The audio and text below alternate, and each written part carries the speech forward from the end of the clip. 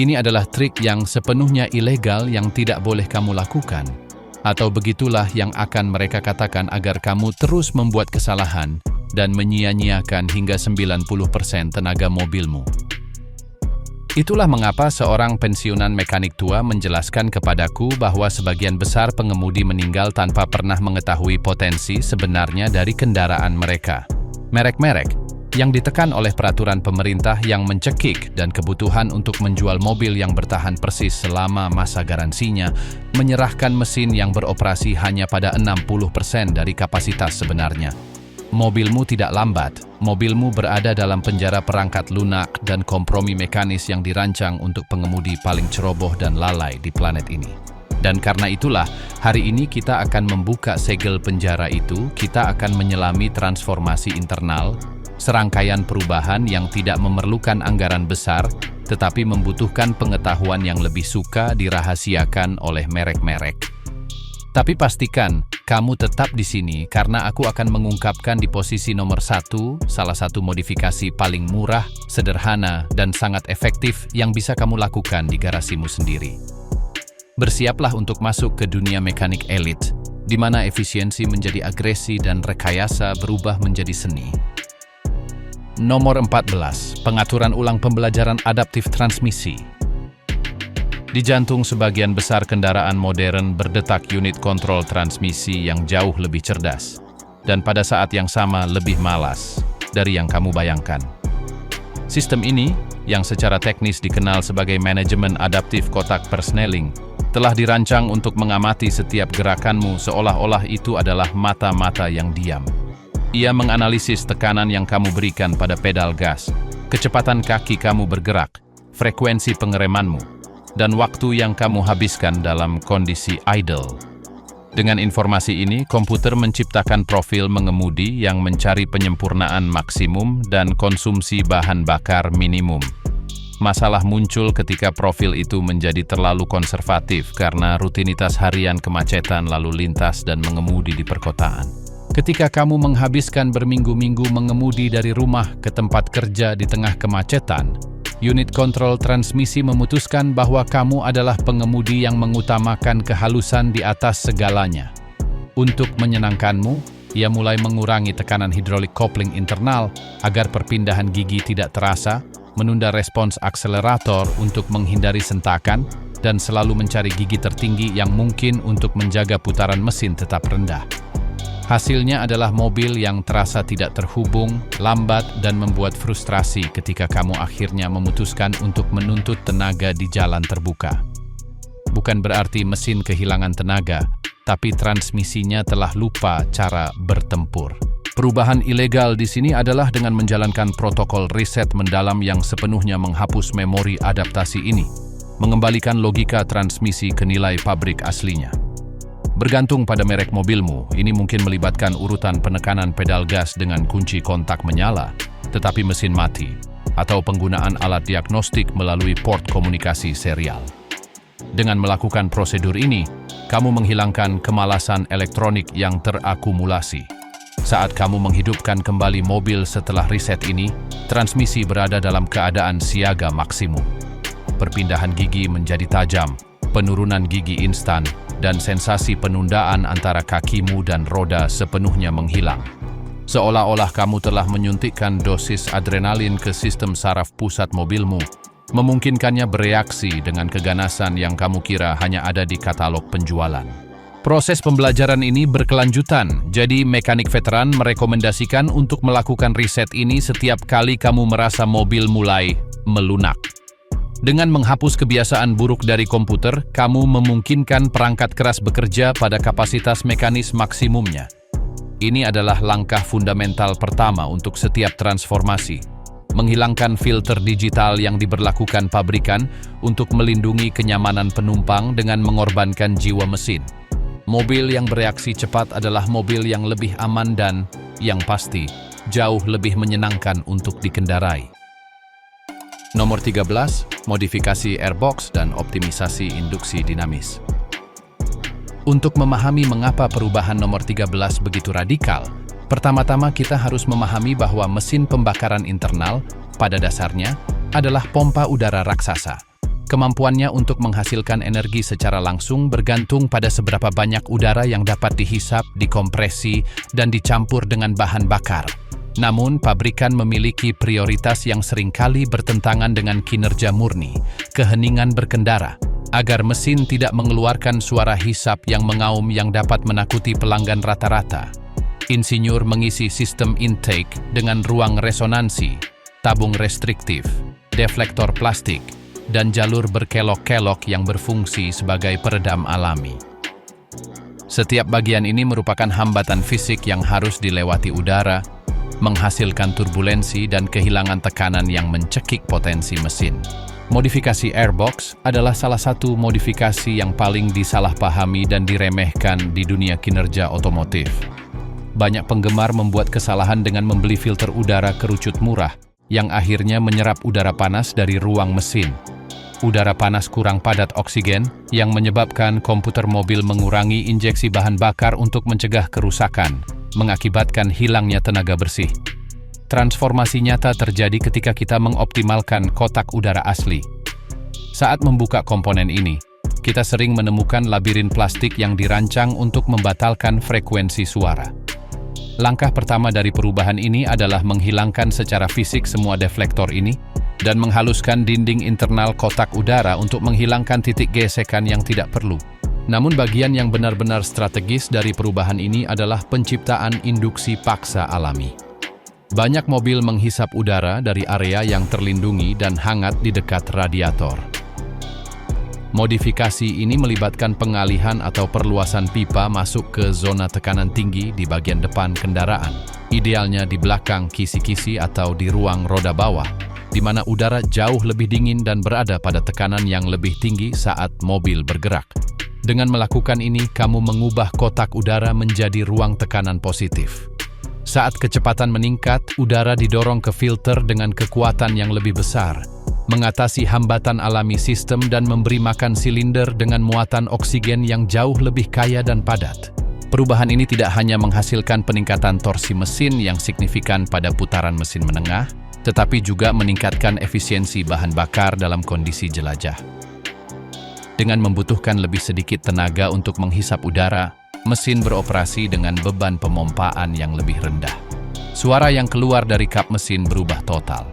Ia tidak lagi menjadi dengungan lemah melainkan menjadi hisapan yang dalam dan kuat yang menunjukkan bahwa mesin menghirup udara penuh untuk pertama kalinya dalam masa pakainya.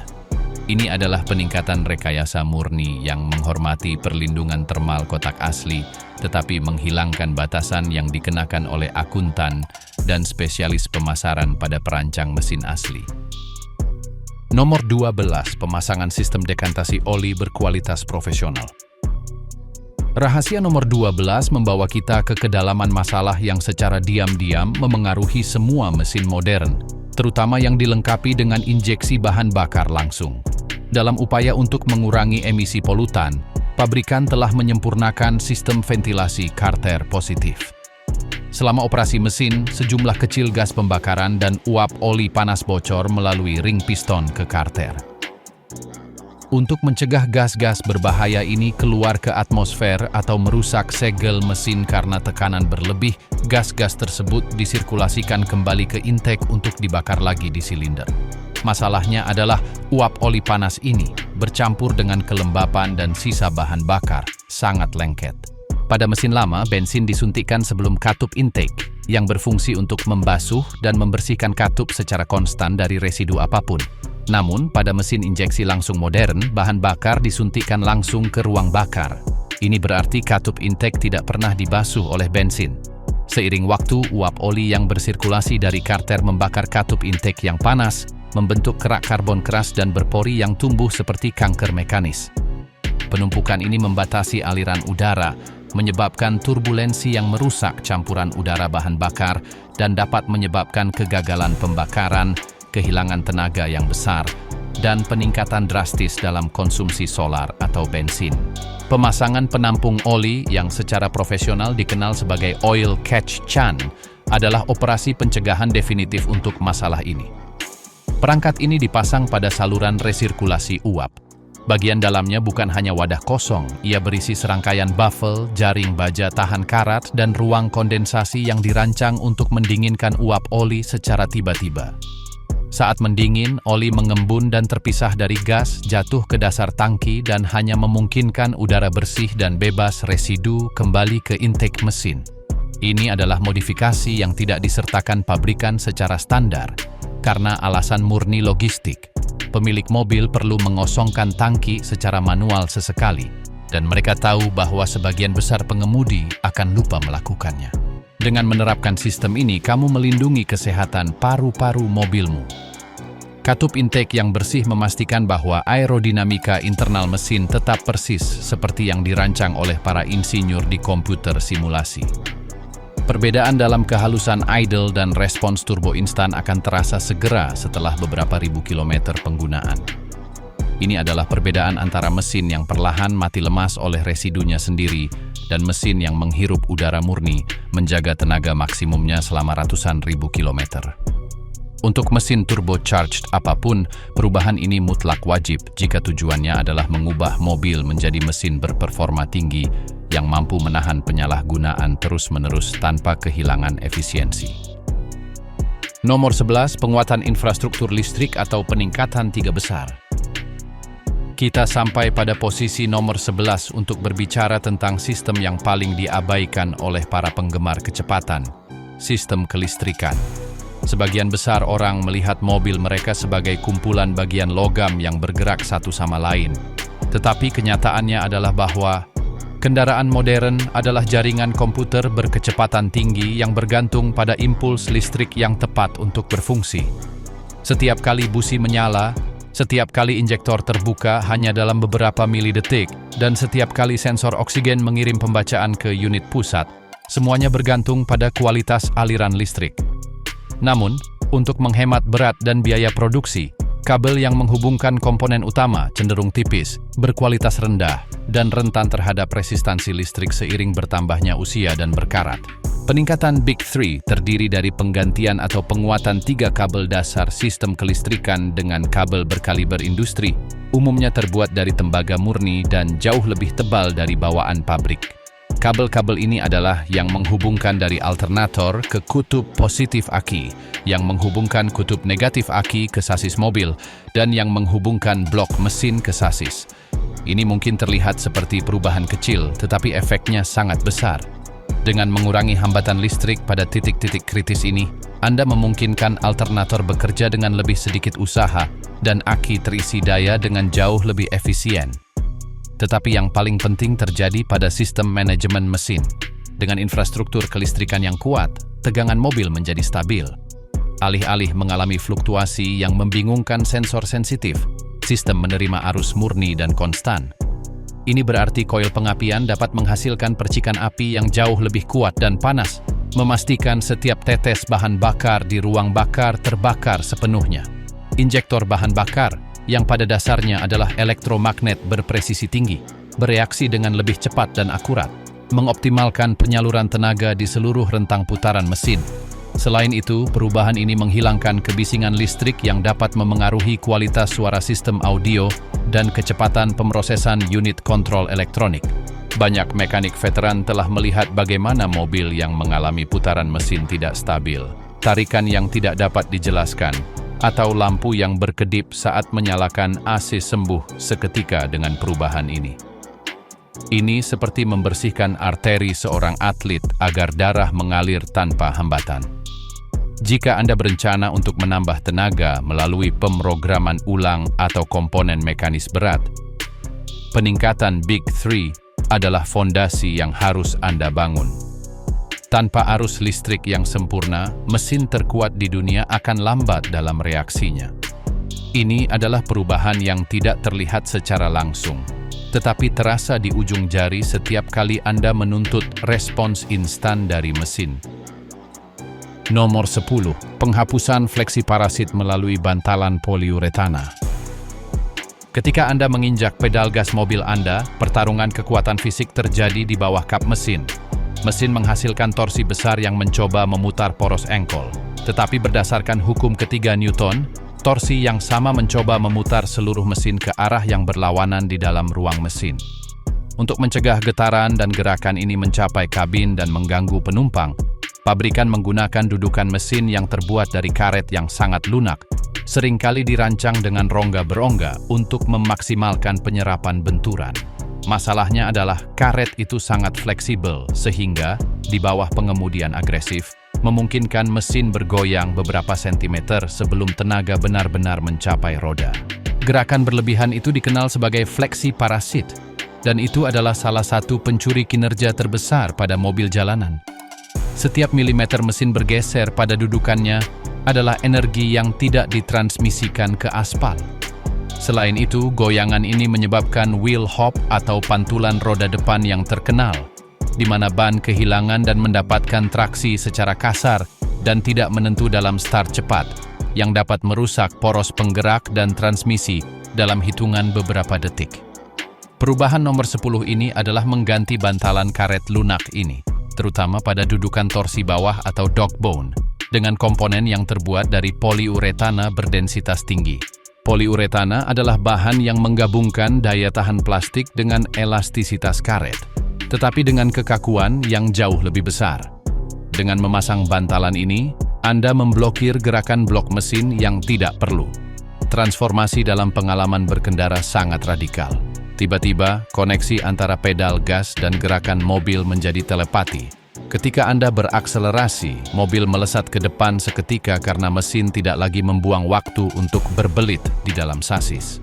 Selain itu, perpindahan gigi pada mobil manual menjadi jauh lebih presisi dan langsung, karena mekanisme persneling tetap pada posisi yang benar alih-alih bergeser karena gerakan mesin. Memang benar bahwa perubahan ini memperkenalkan sedikit peningkatan getaran yang terasa di kabin saat mobil dalam keadaan idle. Tetapi bagi pengemudi yang ingin mengubah mobilnya menjadi monster, pengorbanan kecil itu adalah medali kehormatan. Ini adalah sensasi mengendarai mesin yang solid dan tegas, bukan mainan plastik yang empuk. Menghilangkan fleksi parasit sangat penting untuk setiap mobil yang bercita-cita memiliki traksi sempurna dan respon sasis yang layak untuk kendaraan balap. Ini adalah langkah terakhir untuk mengunci tenaga pada realitas fisik tanah. Nomor 9. Bypass K2P Penunda Kopling CDV. Bagian ini didedikasikan khusus bagi mereka yang masih membela seni mengemudikan 3 pedal. Pada banyak kendaraan merek mewah dan sport modern, ada komponen tersembunyi di jalur hidrolik kopling yang dikenal sebagai katup penunda kopling atau CDV, Clutch Delay Valve. Ini adalah pembatas kecil dengan lubang yang sangat kecil, yang secara fisik membatasi kecepatan aliran cairan hidrolik saat Anda melepas pedal. Pabrikan memasang bagian ini untuk melindungi transmisi dari pengemudi yang mungkin terlalu kasar, memastikan kopling selalu terhubung dengan lembut dan lambat, terlepas dari seberapa cepat Anda melepas kaki. Bagi pengemudi rata-rata, ini tidak disadari. Tetapi bagi seseorang yang mencari kendali mutlak atas mesin mereka, CDV adalah mimpi buruk teknis. Ini membuat rasa kopling tidak konsisten dan lembut. Jika Anda mencoba melakukan perpindahan gigi cepat selama akselerasi intens, katup mencegah kopling langsung menggigit, menyebabkan selip yang tidak perlu, yang tidak hanya membuat Anda kehilangan waktu berharga, tetapi juga membuat cakram kopling terlalu panas dan secara drastis mengurangi masa pakainya. Ini adalah pengasuh elektronik yang menyamar sebagai bagian mekanis yang mencegah Anda menyinkronkan mesin dengan transmisi secara sempurna. Perubahan ilegal dalam kasus ini adalah penghapusan fisik pembatas ini atau penggantiannya dengan pipa aliran langsung. Dengan melakukan bypass ini, Anda mendapatkan kembali koneksi mekanis murni. Pedal kopling menjadi dapat diprediksi dan jujur. Jika Anda menginginkan perpindahan yang halus, Anda memodulasinya dengan kaki Anda sendiri. Jika Anda menginginkan perpindahan kompetisi yang menghantam roda dengan semua amarah mesin, mobil akhirnya memungkinkan Anda.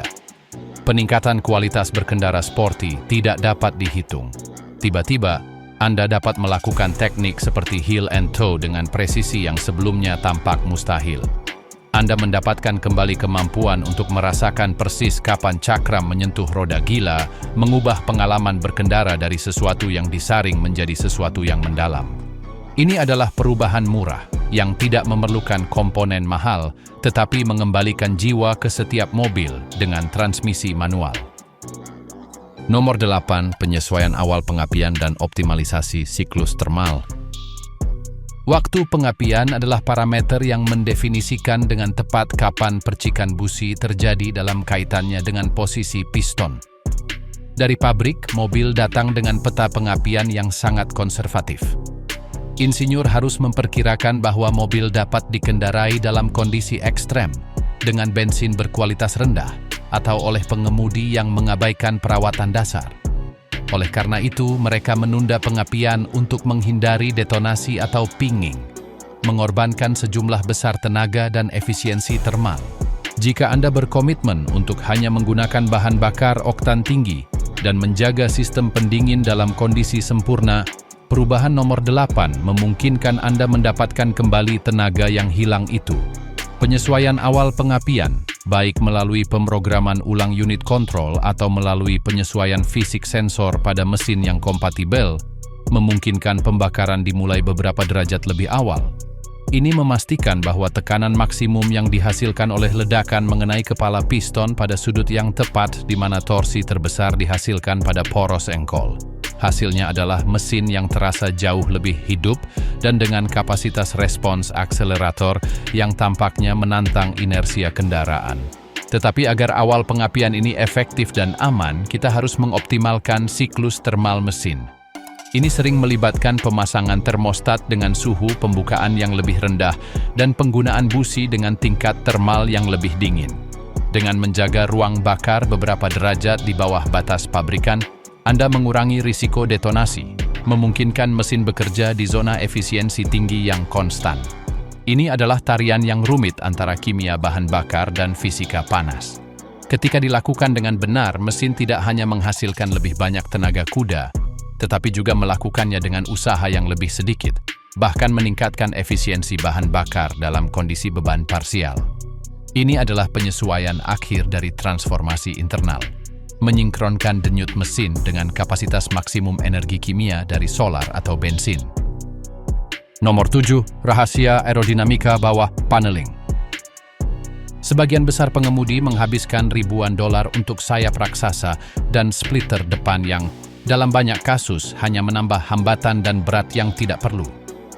Namun pertarungan aerodinamika yang sebenarnya tidak terjadi di atas bodi, melainkan di bawahnya. Jika Anda melihat di bawah supercar Ferrari atau mobil Formula 1, Anda akan melihat permukaan yang datar dan halus seperti meja biliar. Sebaliknya, jika Anda melihat di bawah mobil jalanan Anda akan menemukan kekacauan pipa knalpot, lengan suspensi, bak mesin, dan rongga kosong yang bertindak sebagai parasut, tak terlihat. Pada kecepatan tinggi, udara yang melewati bawah mobil menjadi turbulen, menghantam setiap komponen ini, dan menciptakan gaya angkat yang membuat kemudi terasa mengambang dan berbahaya, serta memperlambat mobil secara drastis. Rahasia paneling adalah meniru arsitektur bagian bawah yang rata itu menggunakan bahan ringan seperti lembaran aluminium atau senyawa plastik berkekuatan tinggi, seperti Dibond. Tujuannya adalah untuk menutup aliran udara dari bibir bawah bemper depan hingga poros belakang. Dengan menciptakan permukaan yang halus, udara berakselerasi di bawah mobil. Menurut prinsip Bernoulli, udara yang bergerak lebih cepat memiliki tekanan yang lebih rendah. Perbedaan tekanan antara udara lambat yang melewati bagian atas dan udara cepat yang melewati bagian bawah ini menciptakan efek hisap yang menempelkan mobil ke aspal tanpa memerlukan sayap yang memperlambat kecepatan puncak Anda. Menerapkan ini membutuhkan perencanaan yang cermat untuk manajemen panas, meninggalkan bukaan strategis, saluran NACA, agar knalpot dan transmisi tidak terlalu panas. Tetapi hasilnya transformatif. Stabilitas di jalan tol meningkat secara eksponensial, suara angin menghilang, dan kecepatan puncak dapat meningkat secara signifikan hanya karena mesin tidak lagi harus melawan turbulensi besar yang sebelumnya menyeret di bawah sasis. Ini adalah trik efisiensi aerodinamika definitif yang disembunyikan merek-merek mewah di balik panel serat karbon yang mahal. Nomor 6. Konversi ke koil tegangan tinggi, gaya Aride.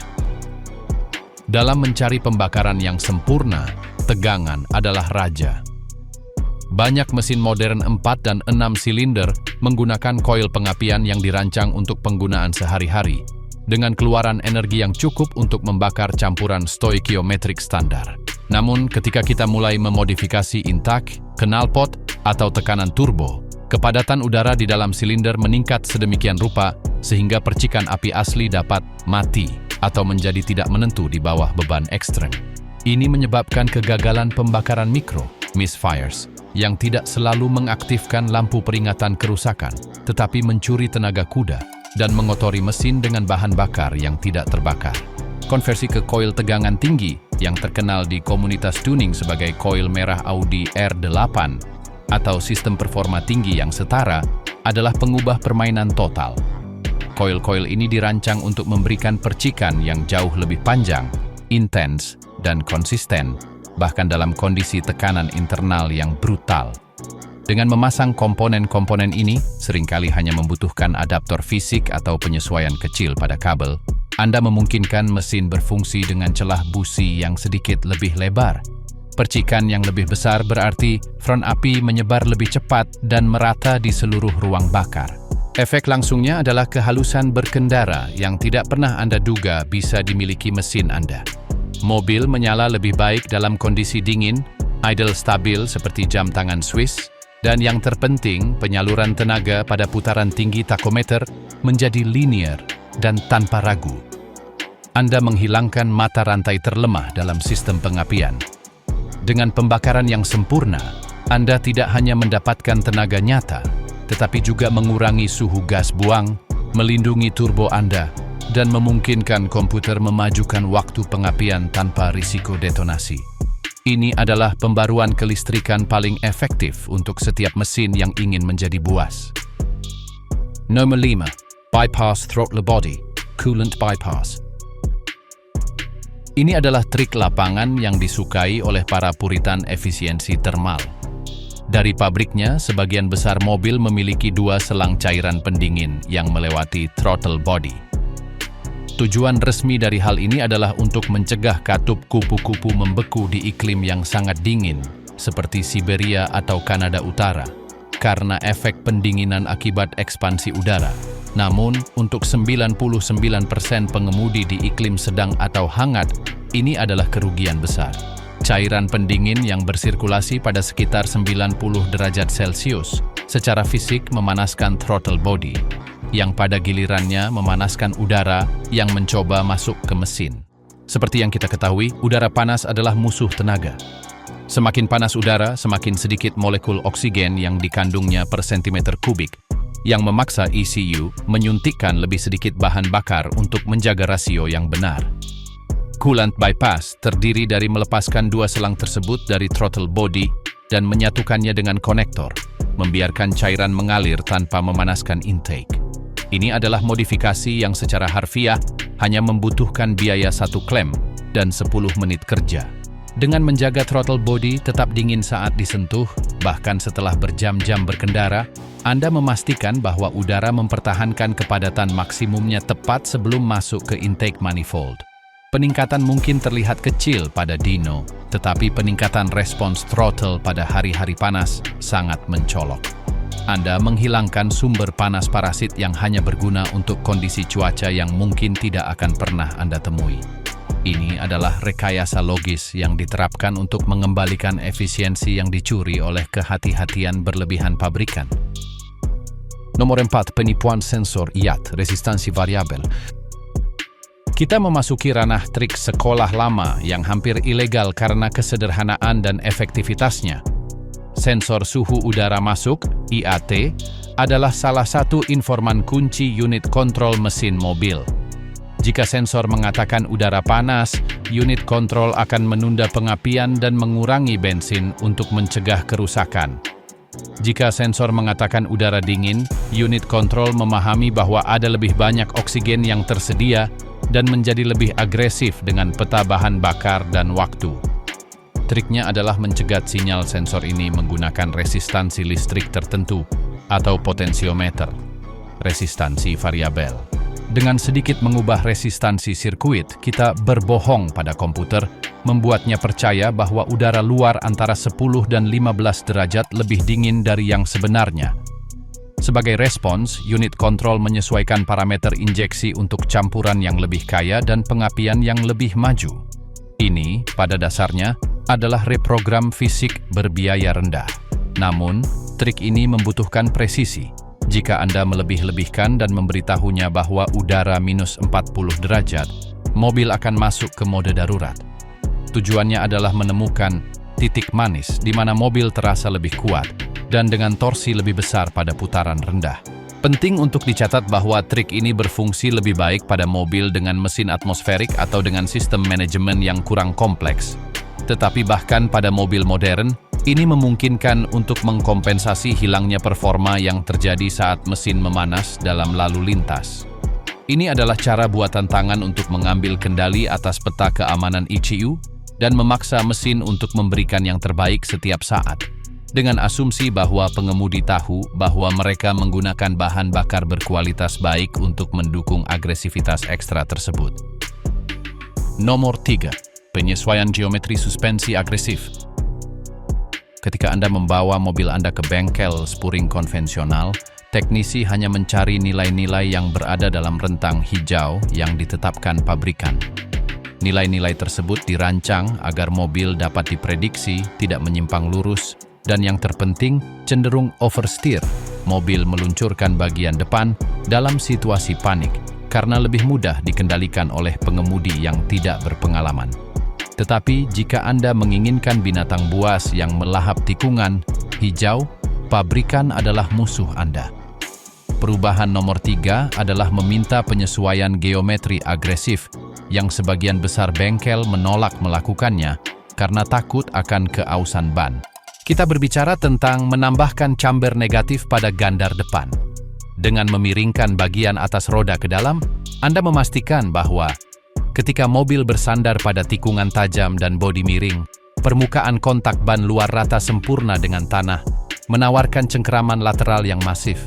Kami melengkapi ini dengan penyesuaian toe mendekati 0 atau sedikit divergen di bagian depan untuk masuk tikungan yang instan dan agresif. Pada gandar belakang, sedikit toe positif akan membantu mobil terasa stabil pada kecepatan tinggi tanpa mengorbankan kelincahan. Penyesuaian ini mengubah mobil. Kemudi terasa lebih berat, komunikatif, dan presisi. Mobil berhenti melawan tikungan dan mulai mengalir melaluinya. Ya, ban bagian dalam akan aus sedikit lebih cepat jika Anda hanya berkendara lurus. Tetapi pengorbanan itu sepadan setiap kali Anda merasa sasis menuruti perintah Anda tanpa sedikit pun penundaan. Ini adalah perbedaan antara mengendarai peralatan rumah tangga dan mengemudikan senjata presisi. Untuk membawa penyesuaian ini ke tingkat berikutnya, kita harus berbicara tentang memori elastis bushing standar.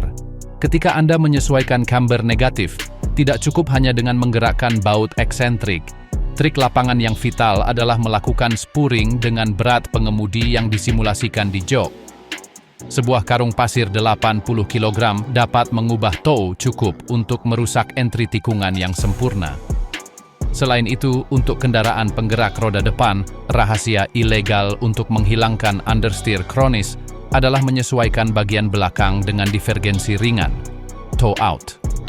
Ini menginduksi perilaku di mana bagian belakang membantu memutar mobil di puncak tikungan, memungkinkan Anda berakselerasi jauh lebih awal. Ini adalah pengaturan yang membutuhkan tangan yang mantap karena mobil menjadi nervous dalam pengereman keras. Tetapi justru kegugupan itulah yang memungkinkan pembalap berpengalaman menempatkan moncong mobil dengan presisi bedah di mana orang lain hanya menemukan dinding ban yang mencicit. Nomor 2. Korsleting kipas low temp switch. Panas adalah pembunuh senyap performa. Sebagian besar mobil modern dirancang untuk beroperasi pada suhu cairan pendingin yang cukup tinggi karena alasan emisi. Namun, pada suhu tersebut, ruang mesin menjadi tungku yang memanaskan semua komponen di sekitarnya, dan ECU seringkali mulai melindungi mesin dengan mengurangi tenaga. Trik nomor 2 adalah memasang saklar suhu aktivasi rendah untuk kipas radiator, atau sebagai alternatif, sistem kontrol manual dari kabin. Tujuannya adalah agar kipas utama menyala pada 82 hingga 85 derajat, alih-alih menunggu hingga 98. Dengan menjaga mesin dalam kisaran termal yang lebih rendah ini, Anda mencegah logam mengembang berlebihan dan menjaga viskositas oli pada titik aliran optimalnya. Yang terpenting, komputer mendeteksi bahwa mesin berada dalam zona operasi aman yang konstan, yang memungkinkannya mempertahankan peta daya maksimum untuk waktu yang jauh lebih lama tanpa masuk ke mode pengurangan karena panas. Di lapangan, banyak penggemar hanya menjembatani relay kipas dengan sakelar di dashboard. Sebelum balapan atau pendakian gunung, Anda menyalakan kipas secara manual untuk mendinginkan sistem terlebih dahulu. Ini adalah trik sederhana yang memastikan bahwa, sementara mobil lain kehilangan tenaga karena panas yang terkumpul, kendaraan Anda terus mendorong dengan kekuatan yang sama seperti akselerasi pertama di pagi hari. Ini adalah kendali penuh atas termodinamika kendaraan. Keahlian sejati pada titik ini bukan hanya menyalakan kipas, tetapi memahami inersia termal blok besi atau aluminium. Trik canggih adalah memasang dioda pada sirkuit pendingin udara, sehingga saat mengaktifkan kipas secara manual, ECU tidak mendeteksi beban mesin ekstra dan tidak mengubah idle. Dengan menurunkan suhu operasi dari 100 derajat ke 85 stabil, Anda mengurangi tekanan internal dalam sistem pendingin yang mencegah kebocoran pada O-ring dan selang di bawah tekanan. Tetapi yang terpenting adalah efek pada intake manifold. Karena mesin lebih dingin, panas radiasi yang naik ke intake lebih sedikit, memungkinkan sistem coolant bypass dari posisi 5 bekerja dengan efisiensi 100%. Ini adalah ekosistem dingin yang menjaga mesin dalam keadaan pagi abadi, di mana udara selalu padat dan logam tidak pernah memuai hingga menghasilkan gesekan parasit berlebihan. Nomor 1. Grounding Kit Injector Dan Sensor. Kami sampai pada posisi nomor 1 dengan perubahan termurah dan, paradoksnya, salah satu yang paling diabaikan, stabilisasi grounding fidelitas tinggi. Seperti yang kami sebutkan di bab sebelumnya, sistem kelistrikan sangat penting, tetapi ada detail spesifik yang membedakan antara mesin yang berfungsi baik dan mesin yang berfungsi secara brutal. Referensi tegangan injektor dan sensor-sensor kritis. Sensor posisi crankshaft, fase, dan injektor bahan bakar itu sendiri beroperasi dengan variasi milivolt. Jika ground listrik blok mesin memiliki resistansi minimal sekalipun karena oksidasi atau kabel pabrikan yang buruk, sinyal menjadi berisik. Grounding kit khusus untuk injektor terdiri dari menarik kabel ground berkapasitas tinggi langsung dari rel bahan bakar atau titik pemasangan sensor ke kutub negatif baterai. Jangan mengandalkan struktur sasis. Logam mobil adalah konduktor yang buruk dibandingkan dengan kabel tembaga murni. Dengan memberikan ground yang sempurna dan langsung pada injektor, waktu responsnya menjadi sangat presisi. Pengiriman tenaga menjadi linier, sentakan kecil yang terkadang terasa saat berakselerasi penuh menghilang, dan suara mesin menjadi lebih jernih. Ini adalah trik terbaik karena hanya membutuhkan beberapa sen untuk kabel tembaga dan terminal, tetapi mengoptimalkan fungsi komponen terpenting mesin, sistem injeksi. Mesin yang menyuntikkan bahan bakar dengan presisi mikrodetik adalah mesin yang menghasilkan setiap tenaga kuda yang tersedia dengan cara yang brutal dan konstan. Ini adalah puncak dari transformasi internal, listrik yang sempurna, udara dingin, geometri agresif, dan mekanik yang tidak lagi meminta izin untuk bebas. Rahasia terakhir, grounding kit terletak pada penghapusan kebisingan loop tanah. Pada mobil modern, blok mesin bertindak sebagai pengembalian arus busi, yang menghasilkan puncak tegangan ribuan volt mengalir melalui logam. Jika sensor posisi poros engkol atau injektor berbagi massa yang sama, sinyal tegangan rendahnya akan terkontaminasi. Trik lapangan terakhir adalah menggunakan terminal tembaga berlapis emas atau perak untuk mencegah korosi galvanik dan menghubungkan injektor ke titik tanah bersih langsung di sasis, terpisah dari blok mesin tempat busi melepaskan muatan. Dengan mengisolasi sinyal-sinyal ini, ECU berhenti menerima data kotor dan tidak perlu menerapkan faktor koreksi karena kesalahan. Pengiriman tenaga menjadi sangat linier dan jernih sehingga mesin seolah-olah telah diseimbangkan secara internal di laboratorium. Ini adalah harmoni listrik absolut. Dan ini adalah perubahan yang dengan kurang dari $10 untuk perkabelan, menawarkan keuntungan terbesar dalam sensasi kontrol dan kekerasan dalam akselerasi. Kami telah menempuh jalan yang dimulai dengan riset perangkat lunak sederhana dan berakhir dengan peretasan mendalam pada fisika mobil. 14 perubahan ini bukan hanya modifikasi, ini adalah deklarasi niat. Dengan menerapkan pengetahuan ini, Anda telah berhenti menjadi penumpang sederhana di mesin yang dirancang oleh komite pemasaran untuk menjadi arsitek kinerja Anda sendiri. Mobil Anda sekarang bernapas lebih baik, membakar bahan bakar dengan lebih ganas, menempel ke tanah dengan kecerdasan aerodinamis, dan bereaksi terhadap perintah Anda dengan presisi elektrik yang sebelumnya tidak ada.